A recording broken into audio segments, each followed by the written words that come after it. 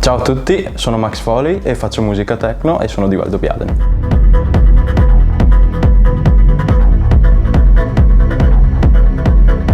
Il mio approdo alla musica techno diciamo che è stato graduale. Ho sempre ascoltato musica nella mia vita e diciamo che a partire dalle superiori mi sono interessato a musica elettronica.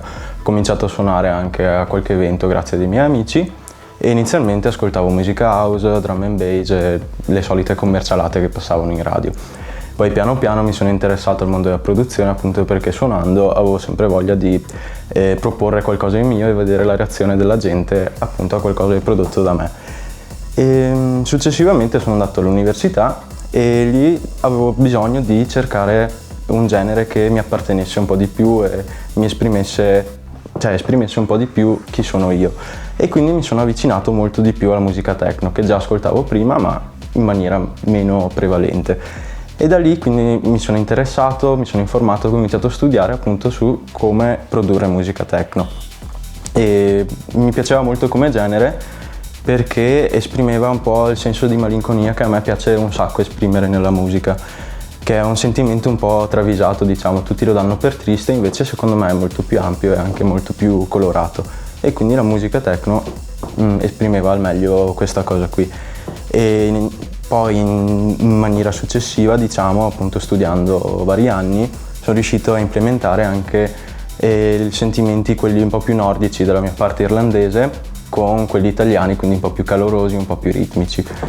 E allo stesso modo anche implementare le mie varie influenze da altri generi, che possono essere la drum and bass, musica rock degli anni 70, hip hop e così via, un sacco di influenze diverse.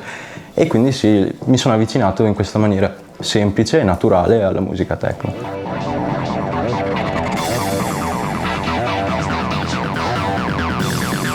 La musica techno in Italia diciamo che è meno apprezzata rispetto a altri paesi, vedi la Germania, l'Olanda o anche l'Inghilterra, che hanno una club culture molto molto vasta e molto importante, e quindi riuscire a emergere in un genere così di nicchia a livello italiano è sempre molto difficile, ci vuole molta pazienza e lavorare sodo a livello di networking con persone, quindi sì, dal punto di vista italiano direi che manca qualcosa appunto nel riuscire ad affacciarsi su altri generi che non siano sempre quelli che si sentono in radio o nei vari locali. Non parlo solo di musica techno ma anche per altri generi di nicchia.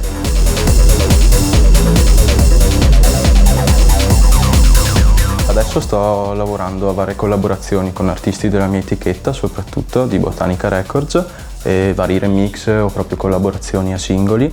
E, ho lavorato anche a un remix per una band londinese che fa rock e metal, quindi il remix è stato bello interessante, è una bella sfida da fare, quindi proprio questo connubio tra metal e techno non era così intuitivo, quindi la sfida è stata bella, però il risultato finale è stato interessante, quindi a breve uscirà anche questo progetto.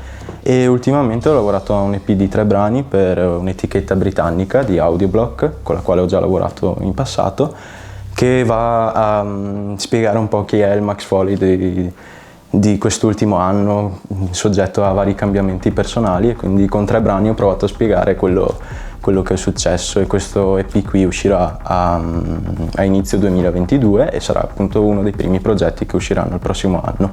E, onda di una nuova tipologia di techno alla quale sto lavorando, molto più coesiva di tutti i vari elementi che mi caratterizzano.